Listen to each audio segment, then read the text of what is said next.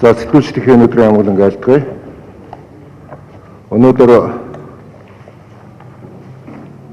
Улсын их хурлын 2016-аас 20 оны их хурл завсарлаж байгаатай холбогдуулан арчилсан нам энэ 4 жилийн хугацаанд Улсын их хурл болон засгийн газрын үйл ажиллагаанд дүгнэлт өгсөн.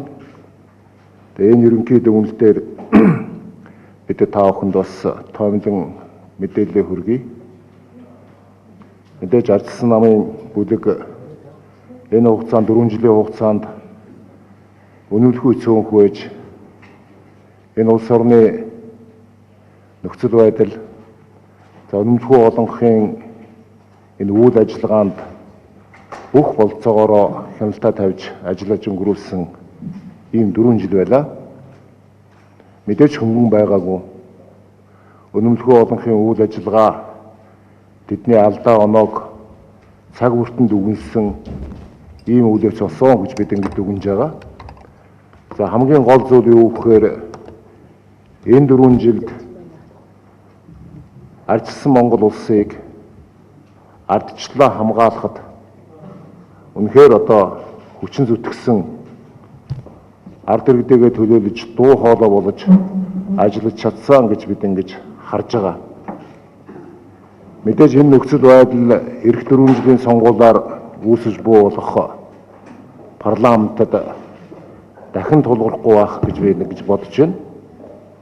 Тэгээд өнөөдөр бол бид нар бүдгийн гишүүд маань бүгдээрээ ингэж цуглараад 4 жилийнхээ ажлыг та бүхэнд товч өгөө тодорхой ерөнхий дүгнэлтийг бол танилцуулах нь зүйтэй гэж ингэж үзсэн. Өнгөрсөн 4 жилийн хугацаанд арчилсан намын бүлгээс нийт Улсын их хурл болон ерөнхий сайд засгийн газрын гишүүдэд цаг үеийн асуудлаар нийт 32 удаа асуулга тавьж манай бүлгийн гишүүд дангаараа 58 хуулийг санаачилсан. Энэ дотроос онцолж одоо авч үзэх хууль бол улс төрийн хэрэгт хэлэмжсдийг цагаатгах тухай, нөхөн олгох тухай, болон жолоочийн даатгалын зээлийн үгийн дээд хязгаарыг тогтоох тухай хууль бол Улсын их хурлын босхийг давж зарим хуулиуд нь батлагдаж, зарим нь хилцүүлгийн шатанд явж байна. Үлдсэн бүх хуулиудыг эрх баригчид Улсын их хурлоор хилцүүлээгүй ингэж орхитуулсан ийм зүйл болж байгаа. Мөн хугацаанд арчилсан намын бүлгээс Монгол Улсын их хурлын даргад 9 удаагийн шаардлага, Монгол Улсын ерөнхий сайдад 22 удаагийн шаардлага хүргүүлсэн.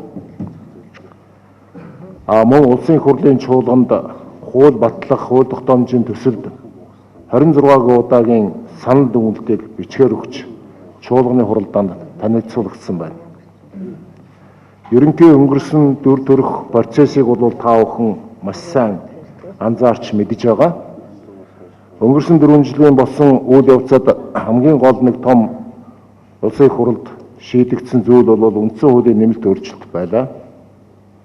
Үндсэн хуулийн нэмэлт өөрчлөлт оруулахад арчилсан намын бүлэг маш санаачлагтай ажиллаж хамгийн гол нь бидний санаа зовж ирсэн зүйл юу вэ гэхээр үндсэн хуулийн нэмэлт өөрчлөлтөөр далимдуулан энэ арчлалын баталгаа, арчилсан парламентыг үгүй болох үйл явц явчихгүй гэдэг ийм болгоомжлын үүднээс бид нар нэлээд хатуу байр суурьтай ажилласныг та бүхэн санаж байгаа.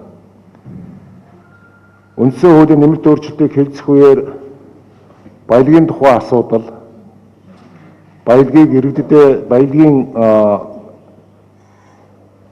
үнэлэмж, баялагын хүртээмжийг иргэдэд шударга тэгш хуваарлах тухай асуудал, үндэсний баялагын сан байгуулах тухай асуудал саналаа оруулсан дэмжигдсэн. Сонгуулийн тогтолцоог өөрчлөх тухай асуудлаар харамсалтай энэ санал дэмжигдээгүй.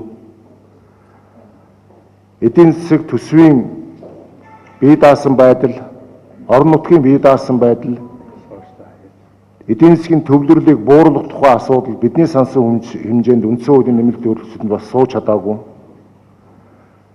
Харин бидний гаргасан гол саналууд зарим нэгэн саналууд дэмжигдсэн байгаа энийг та бүхэн мэдж байгаа. улсын их хурлын гишүүний ёс зүйн тухай асуудал, хариуцлах хүлээлгэх асуудал үндсэн хуульд бодитоор суулсан.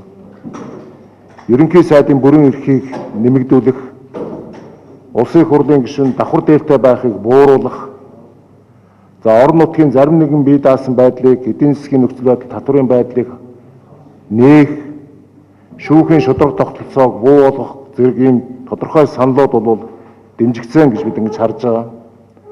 За яг ардчилсан парламентын өөрийн байх ёстой зүй тогтлоор ерөнхийлөгчийг үндсэн хуулийн дагуу парламентад сонгох энэ санал маань бол унсныг та бүхэн мэдж байгаа. За бүхэлдээ ингээд өгнөд үзэхэд бол ардчилсан намын бүлэгийн гишүүд хэдийгээр цөөхөн байсан ч гэсэн энэ ардчилсан Монгол улсаа хамгаалах, ардчилан хамгаалах үйлсэд бол өөрсдийнхөө хувь нэмрийг бодиттой оруулсан гэж ингэж дүгнж болно. За өнгөрсөн 4 жил чухам ямар байдалтай болж өнгөрөө гэдгийг би товч өгөө тодорхой та бүхэнд бас ерөнхийдэн хэлжээ гэж бодож байна. Үнэхээр үнэмлэхүй олонхыг бүрдүүлсэн ардын нам 65 суудал авсны дараа энэ 4 жилийн өнцгөөс дүгнэхэд би энэ 4 жилд хэд хэдэн үйл явцад бол тодорхой боллоо гэж ингэж харж байгаа. Үндсэндээ энэ 4 жил бол өнгөж бутсан 4 жил байлаа. Бодиттой бүтээн байгуулалт хийж чадаагүй 4 жил байлаа. Бодлогогүй ажилласан 4 жил байлаа. Улсын их хурлын гишүүд болон төрийн бүх шатны албан хаагчдын ёс зүй алдагдсан 4 жил байлаа.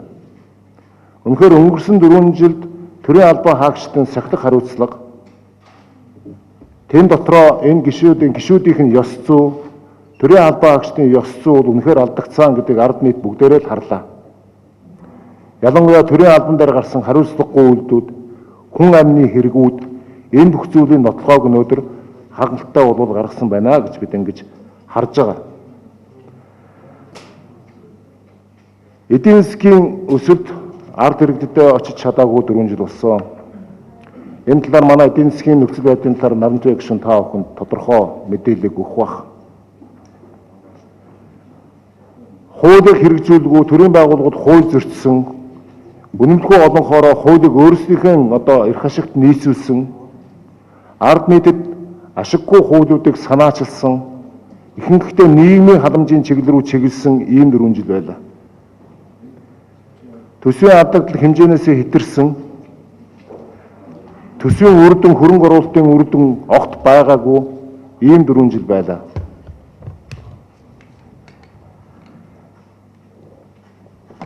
Буруу шийдвэрээс зааж болтсон 4 жил байлаа. Үндэ ихэд буруу шийдвэр маш олон бодлогогүй шийдвэрийг эрх баригчид гаргасан.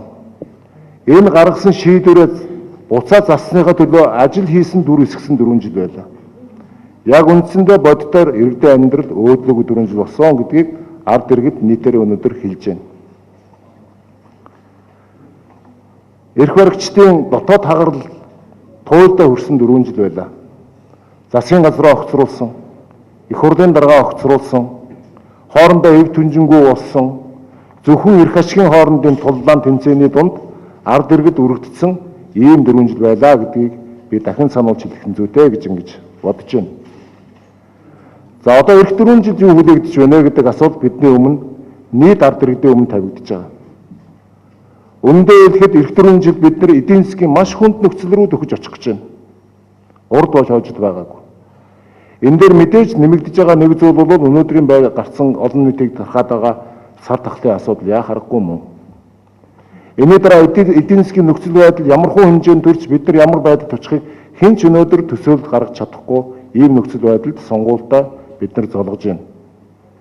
Тийм учраас эх 4 жил бол бидэнд бол хамгийн хариуцлагатай ийм 4 жил болно гэж ингэж харж байгаа. Үндсэн хуулийн нэмэлт өөрчлөлт хийсний дараа бид нар үндсэн хуулийн нэмэлт өөрчлөлтийн дагуу маш олон эрх зүйн орчныг шинжлэх ийм хүлээлтийн 4 жил болж байна. Тийм учраас улсын их хурлын шинэ бүрэлдэхүүнд маш өндөр хариуцлага оногдно гэж бид ингэж харж байгаа.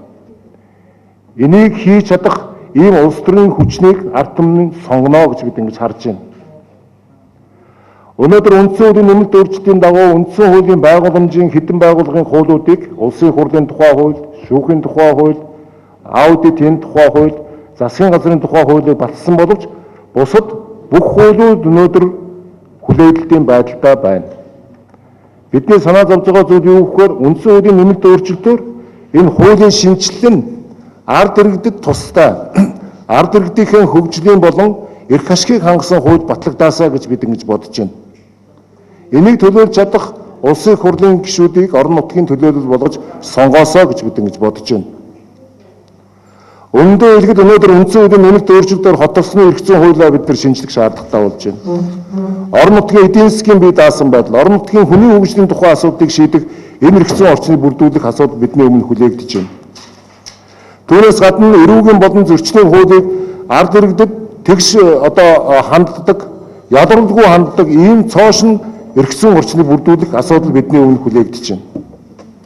Гэх мэтлэнгээр бидний асуудал бол өнөөдөр бол үнэхээр том асуудал болон хувирч үлдэж байгаа. Бид бол энийг хийхин төлөө энэ олдоо цохролыг засахын төлөө энэ хичээл өмгөн ажиллах ийм 4 жил хүлээгдэж байна гэдгийг та бүхэнд мэдээлж байна.